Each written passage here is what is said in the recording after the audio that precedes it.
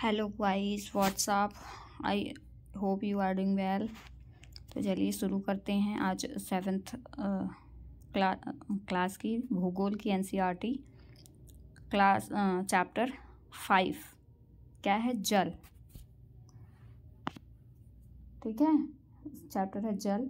क्या दिया है ये इसमें पढ़ते हैं। यह छोटे घर के पौधे रखने का कृत्रिम अहाता होता है, थलशाला। ओके, ये क्या है? अपनी थलशाला बनाएं। एक बड़े बाजार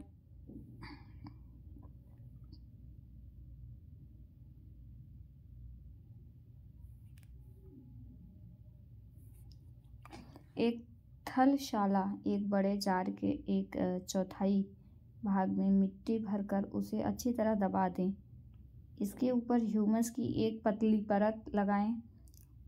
पहले सबसे बड़े पौधे लगाएं, तदुपरांत उसके चारों ओर छोटे पौधों को व्यवस्थित करें। इसमें जल की फुहार छिड़के जार को बंद कर दें। पत्तियों मिट्टी के द्वारा वाष्पित जल संघनित होकर जल की बूंदों के रूप में नीचे गिरता है।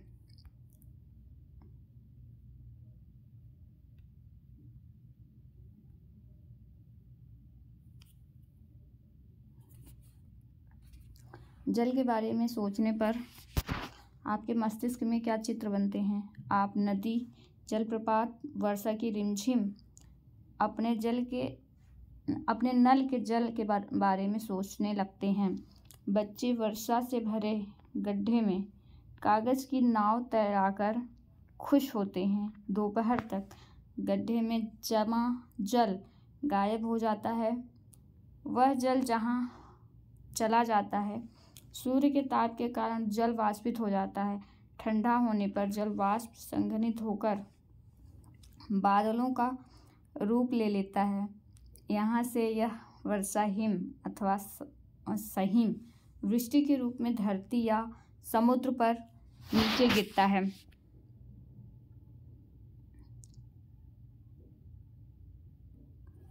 जिस प्रक्रम में जल लगातार अपने स्वरूप को बदलता रहता है और महासागरों, वायुमंडल एवं धरती के बीच चक्कर लगाता रहता है, उसको जल चक्र कहते हैं। हमारी पृथ्वी थलशाला के समान है। जो जल शताब्दियों पूर्व उपस्थित था, वही आज भी मौजूद है। जिस जल का प्रयोग आज हम हरियाणा के खेत में सिंचाई के लिए कर रहे हैं, जिस जल का प्रयोग आज हम हरियाणा में खेत में सिंचाई के लिए कर रहे हैं, हो सकता है कि वह सैकड़ों वर्ष पहले अमेज़न नदी में बहता हो। अलवण जल के मुख्य स्रोत नदी, ताल, सोते एवं हिमनद हैं। महासागरों एवं समुद्रों का जल लवणीय होता है। इसमें अधिकांश नमक, सोडियम क्लोराइड या खाने में उपयोग किया जाने वाला नमक होता है।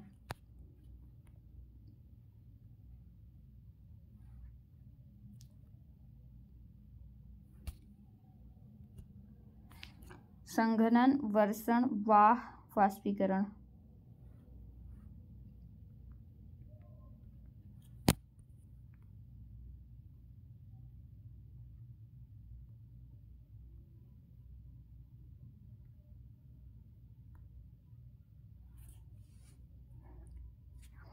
कैस्पियन सागर, देखिए ये वर्ल्ड का मैप है और मैपिंग से सवाल बहुत बनते हैं, इसलिए मैपिंग को आप ऐसे प्रैक्टिस कर लो कि वो आंख बंद करने पे भी आपको वो दिखे।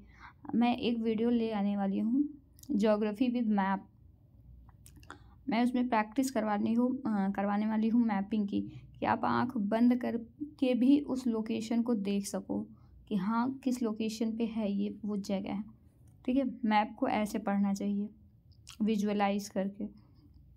ग्रेट बियर लेक, देखिए इसमें दिया है, पहाड़ भी दिया है, इसमें नदियों के बारे में दिया है। ठीक है, और यहाँ पे जितनी नदियाँ हैं आप इतना याद कर सकते हो, और बहुत है, काफ़ी है इतनी।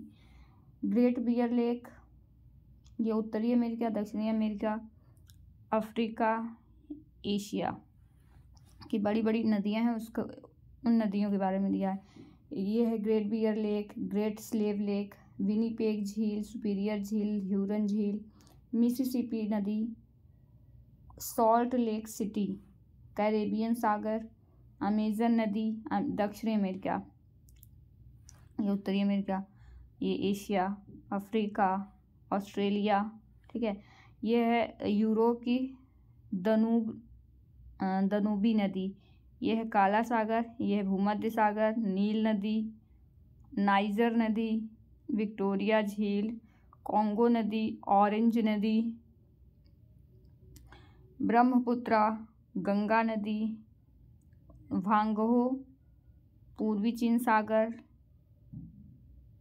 यह है कर्क रेखा, दक्षिणी चीन सागर, कोरल सागर, डार्लिंग नदी, यह है कोरल सागर, यह है डार्लिंग नदी, ठीक है। ये विश्व की सबसे बड़ी जो नदियां हैं उनके बारे में दिया गया है, प्रसिद्ध हैं, विश्व प्रसिद्ध नदियां, प्रमुख समुद्र, झीलें और नदियां, ठीक है। आगे चलते हैं।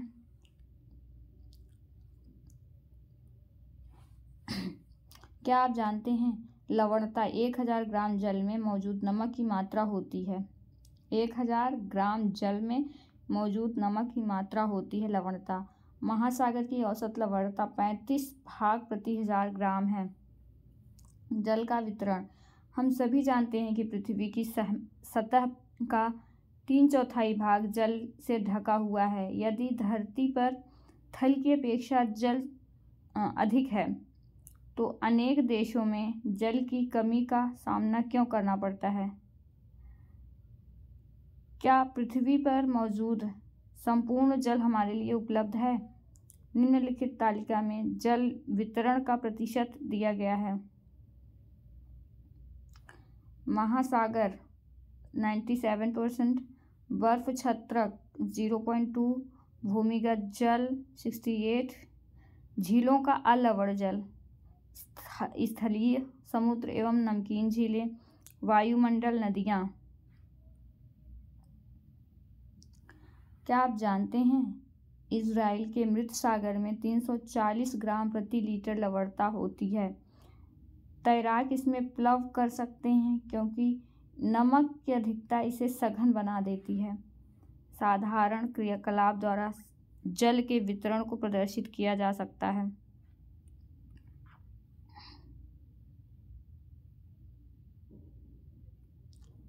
इसमें कुछ नहीं है।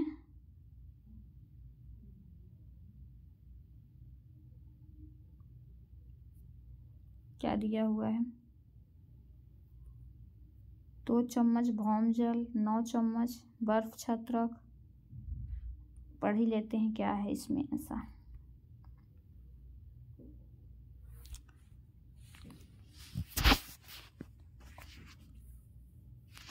दो लीटर जल लें। मान लें यह पृथ्वी की सतह पर जल की संपूर्ण मात्रा है। बर्तन से 12 चम्मच जल मापकर दूसरे कटोरे में रखें। बर्तन से जल निकालने के बाद शेष जल लवणीय जल को दर्शाता है जो महासागर एवं समुद्र में पाया जाता है। यह जल उपभोग के लिए उपयुक्त नहीं है, यह लवणीय जल होता है। कटोरे में निकालकर रखा गया 12 चम्मच जल पृथ्वी पर मौजूद संपूर्ण लवण जल की मात्रा को दर्शाता है। चित्र में इस जल के वितरण को दर्शाया गया है। आप स्वयं देखें कि आप जल की कितनी मात्रा का उपभोग कर सकते हैं।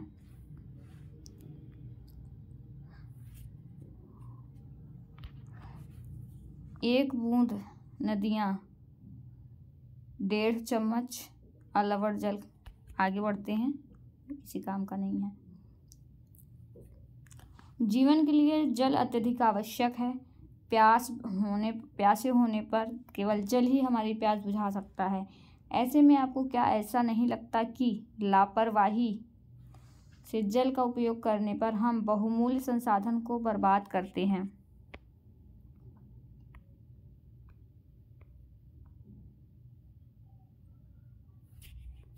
जल हमारे लिए क्यों महत्वपूर्ण है? जल संरक्षण की कुछ विधियां सुझाएं। 22 मार्च विश्व जल दिवस मनाया जाता है के रूप में मनाया जाता है, जब जल संरक्षण की विभिन्न विधियों को प्रबलित किया जाता है। महासागरीय संरचना।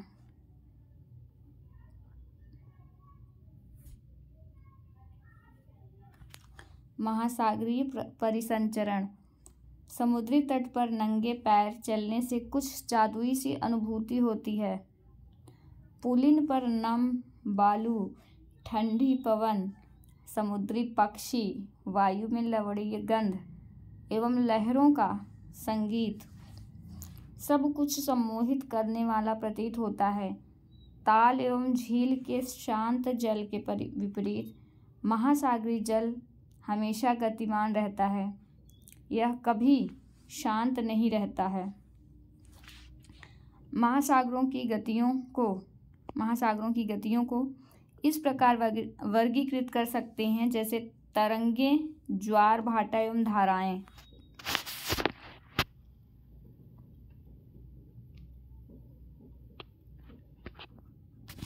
देखिए, इसीलिए लोग बीच पे घूमने जाते हैं, वहाँ पे कुछ लोग योगा करते हैं, कुछ लोग वहाँ पे रनिंग करते हैं। तो ये जो दिया है ना, समुद्री तट पर नंगे पैर चलने से कुछ जादुई सी अनुभूति होती है। पुलिन पर नम बालू, ठंडी पवन, समुद्री पक्षी, वायु से लवणीय गंध एवं लहरों का संगीत सब कुछ सम्मोहित करने वाला प्रतीत होता है, आकर्षित करता है मनुष्यों को। प्राकृतिक चीज़ें जो होती हैं मनुष्यों को आकर्षित करती हैं और उनको एक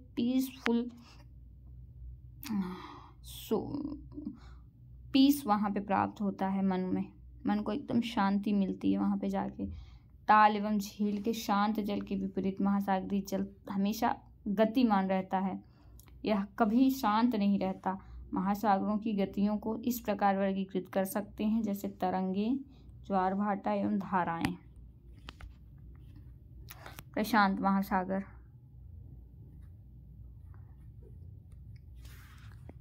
क्या आप जानते हैं, जब समुद्री सतह पर पवन बहती है तब तरंगे उत्पन्न होती हैं। जितनी ही तेज पवन बहती है, तरंगे भी उतनी ही बड़ी हो जाती हैं।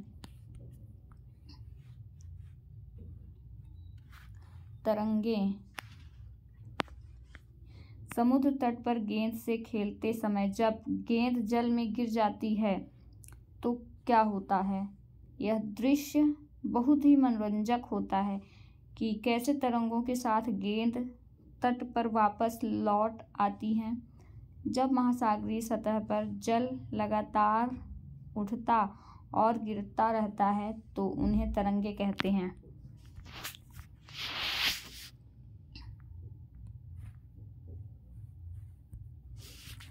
क्या आप जानते हैं, सुनामी जापानी भाषा का एक शब्द है जिसका अर्थ है पोताश्रय तरंगे, क्योंकि सुनामी आने पर पोताश्रय नष्ट हो जाते हैं।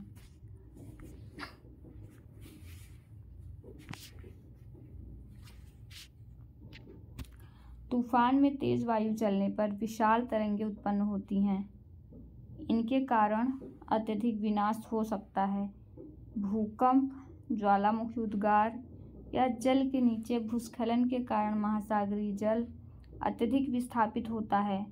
इसके परिणाम स्वरूप 15 मीटर तक की ऊंचाई वाली विशाल ज्वरीय तरंगे उठ सकती हैं, जिसे सुनामी कहते हैं।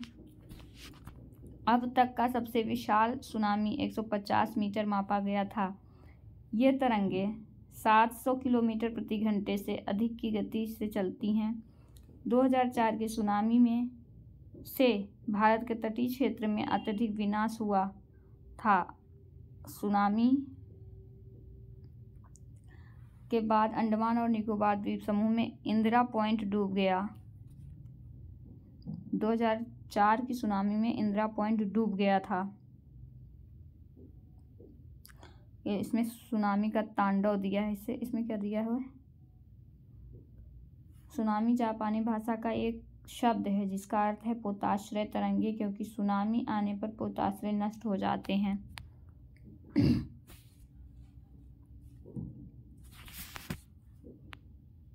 सुनामी पृथ्वी का तांडव। 26 दिसंबर 2004 को हिंद महासागर में सुनामी तरंगों अथवा पोताश्रय तरंगों के कारण अत्यधिक विनाश हुआ है। ये तरंगे उस भूकंप का परिणाम थी जिसका अधिकेंद्र सुमात्रा की पश्चिमी सीमा पर था। इस भूकंप की तीव्रता रिक्टर पैमाने पर 9.0 मापी गई थी। भारतीय प्लेट बर्मा प्लेट के नीचे धंस गई थी और समुद्र तल में अकस्मात गति उत्पन्न हो गई। इस कारण यह भूकंप आया। महासागरीय तल लगभग 10 से 20 मीटर तक विस्थापित हो गया और नीचे की दिशा में झुक गया।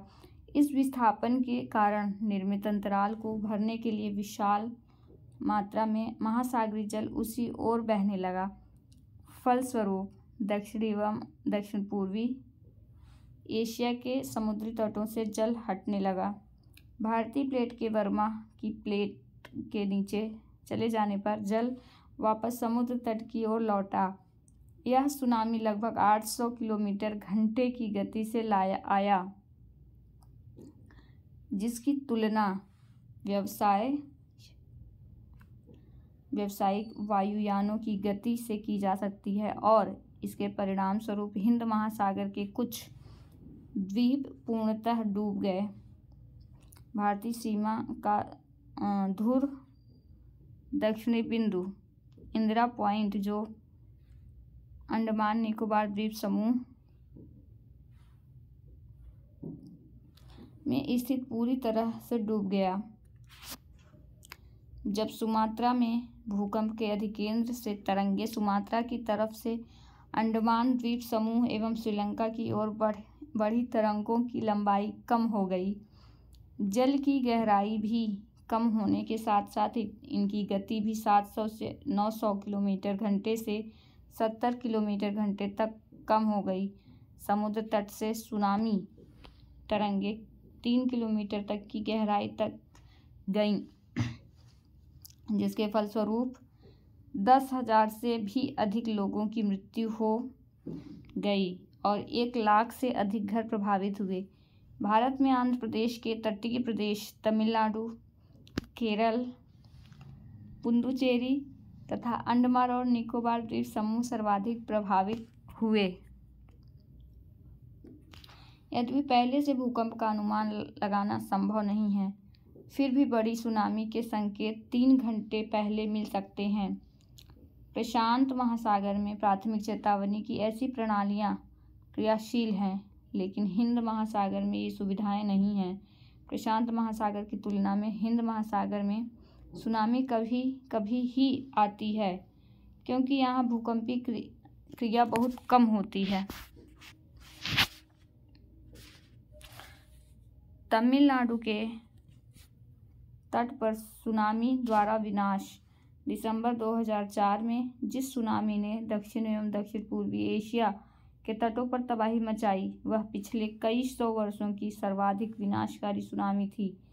हिंद महासागर में निरीक्षण, आरंभिक चेतावनी की प्रणालियों एवं हिंद महासागर के तटीय निवासियों में जागरूकता की कमी के कारण जीवन एवं संपत्ति की अत्यधिक क्षति।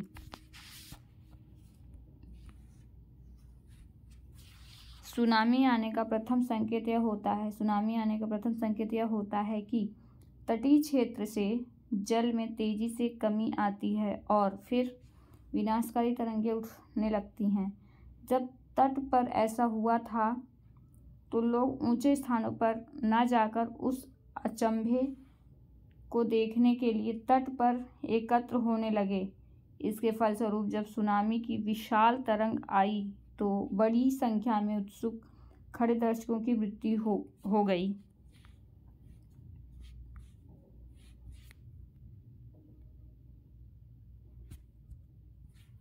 ज्वार भाटा। दिन में 2 बार नियम से महासागरीय जल का उठना एवं गिरना ज्वार भाटा कहलाता है। जब सर्वाधिक ऊंचाई तक उठकर जल तट के बड़े हिस्से को डुबो देता है, तब उसे ज्वार कहते हैं। जब जल अपने निम्नतम स्तर तक आ जाता है एवं तट से पीछे चला जाता है, उसे भाटा कहते हैं। ये ज्वार भाटा बहुत इम्पोर्टेंट है, कई बार पूछता है। देखिए, स्टेटमेंट बेस्ड पे पूछ सकता है ज्योग्राफी में। हालांकि ज्योग्राफी को क्वेश्चन कम आते हैं, जो करंट में होते हैं वही आते हैं, बट जब स्टैटिक से पूछ लेता है कभी कभी। महासागरीय जल का उठना एवं गिरना ज्वार भाटा कहलाता है। सर्वाधिक ऊंचाई तक उठकर जल तट के बड़े हिस्से को डुबो देता है, तब उसे ज्वार कहते हैं। जल अपने निम्नतम स्तर तक आ जाता है, जब तट से पीछे चला जाता है उसे भाटा कहते हैं। ठीक, ये देखिए ज्वार भाटा कब आता है, वो दिया है इसमें। लघु ज्वार कब आता है, जब पृथ्वी और चंद्रमा, सूर्य और पृथ्वी एक सीध में होते हैं, ठीक है, और चंद्रमा 90 डिग्री पर होता है, तब लघु ज्वार आता है। वृहद ज्वार कब आता है, जब तीनों एक लाइन में होते हैं, एक सीध में होते हैं, सूर्य चंद्रमा और पृथ्वी, तब वृहद ज्वार आता है। जब चंद्रमा और सूर्य के बीच पृथ्वी आती है तब उसे क्या बोलते हैं, तब वृहद ज्वार आता है। दोनों में वही दिया है कंडीशन। पृथ्वी कभी चंद्रमा और पृथ्वी और सूर्य के बीच चंद्रमा आता है तब भी दीर्घ ज्वार आता है, और जब पृथ्वी चंद्रमा और सूर्य के बीच आती है तब भी दीर्घ ज्वार आता है।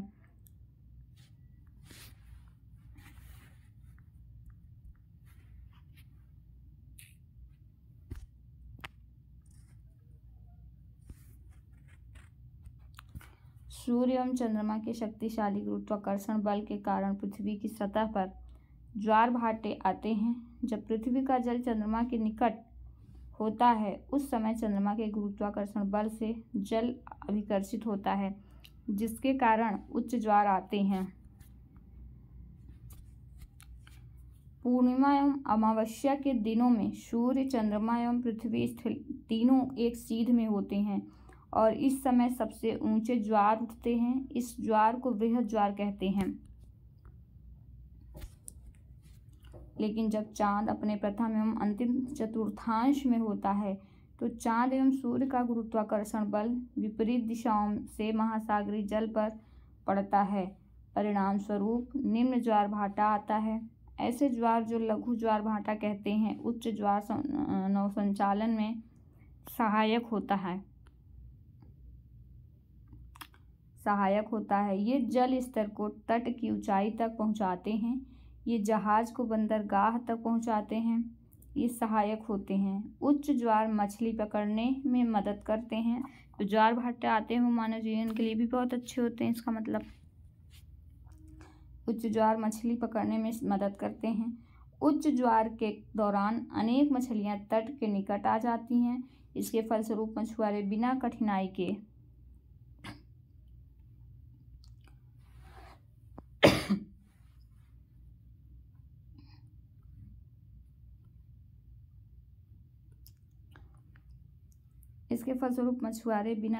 के मछलियां पकड़ पाते हैं। कुछ स्थानों पर ज्वार भाटे से होने वाले जल के उतार चढ़ाव का उपयोग विद्युत उत्पन्न करने के लिए किया जाता है।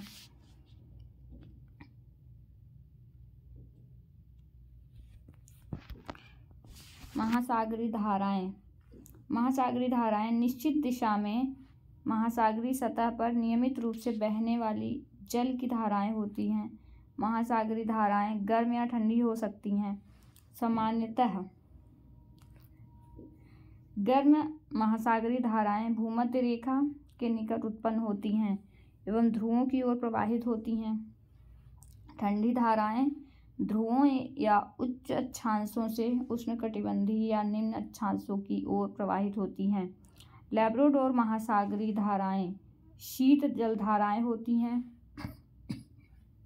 जबकि गल्फ स्ट्रीम गर्म जलधाराएं होती हैं। महासागरीय धाराएं किसी क्षेत्र के तापमान को प्रभावित करती हैं। गर्म धाराओं से स्थलीय सतह का तापमान गर्म हो जाता है। जिस स्थान पर गर्म एवं शीत जलधाराएं मिलती हैं वह स्थान विश्व भर में सर्वोत्तम मत्स्य क्षेत्र माना जाता है। जापान के आसपास एवं उत्तर अमेरिका के पूर्वी तट इसके कुछ उदाहरण हैं। ये देखिए, जल गर्म धाराएं, गर्म और ठंडी जल धाराओं के चित्र दिए हैं। ये क्वेश्चन पूछा जाता है ज्योग्राफी में। इसको आप थ्रू पिक्चर याद करेंगे तो याद हो जाएगा। थोड़ा इसमें क्लियर नहीं दे रहा है। ये आप ऐसे समझ लो, ये जो शांत धाराएं, शीत ठंडी धाराएं हैं वो ब्लू वाली हैं, और जो गर्म धाराएं हैं वो रेड वाली हैं। जितनी ऊपर की हैं, कर्क रेखा से जितनी भी ऊपर वाली धाराएं हैं वो गर्म हैं, ठीक है। विषुवत रेखा से जितनी ऊपर वाली धाराएं हैं वो गर्म हैं, जितनी नीचे वाली धाराएं हैं वो ठंडी हैं। सारी नहीं, बट मैक्सिमम जो विषुवत रेखा के दक्षिण क्षेत्र में है वो ठंडी हैं, जैसे ये वाली पश्चिमी वायु। और जो हमेशा पूर्वी जो धाराएं हैं वो गर्म हैं। देख लीजिए, चाहे अफ्रीका की पूर्वी धाराएं गर्म हैं, ऑस्ट्रेलिया की पूर्वी धाराएं गर्म हैं, और दक्षिण अमेरिका की पूर्वी धाराएं गर्म हैं, ठीक है। यह है हम्बोल्ट धारा, ठीक। कुरेशियो की धारा, और पश्चिमी ऑस्ट्रेलियन धारा ठंडी धारा है। जो पश्चिमी धाराएं हैं वो ठंडी हैं, पूर्वी धाराएं जो हैं गर्म हैं, ठीक। जहाँ गर्म और ठंडी धाराएं मिलती हैं, जहाँ गर्म एवं ठंडी जल धाराएं मिलती हैं वहाँ कोहरे और वाला मौसम बनता है।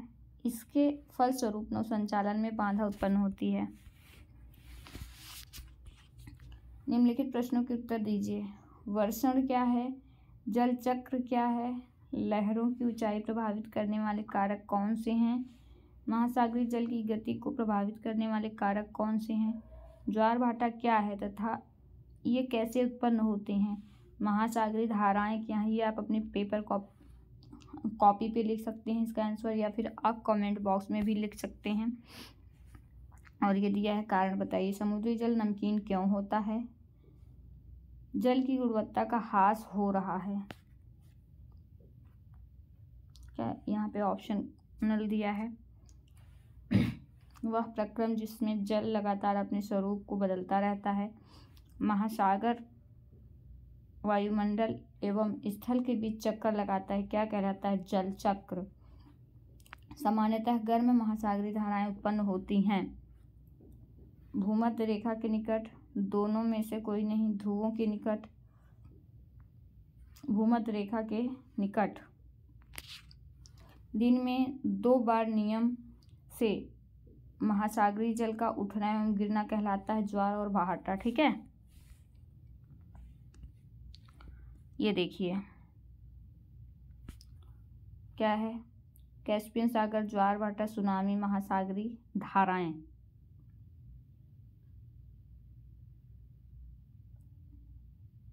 महासागरीय धाराएं, ज्वार और भाटा निश्चित मार्ग में प्रवाहित होने वाली जल धाराएं।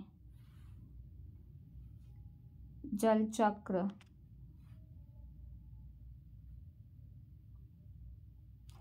महासागरीय धाराएं, तीव्र भूकंपी तरंगे नहीं। जल चक्र, देखिए विशालतम झील, कैस्पियन सागर, ज्वार भाटा,